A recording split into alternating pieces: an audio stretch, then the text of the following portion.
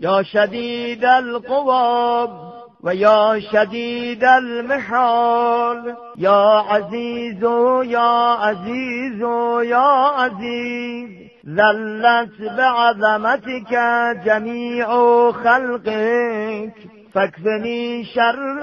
خلقك يا محسن يا مجمل يا منعم يا مفضل يا لا إله إلا أنت سبحانك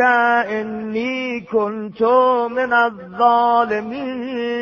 فاستجبنا له ونجيناه من الغم وكذلك ننجي المؤمنين وصلى الله على محمد وآله الطيبين الطاهرين.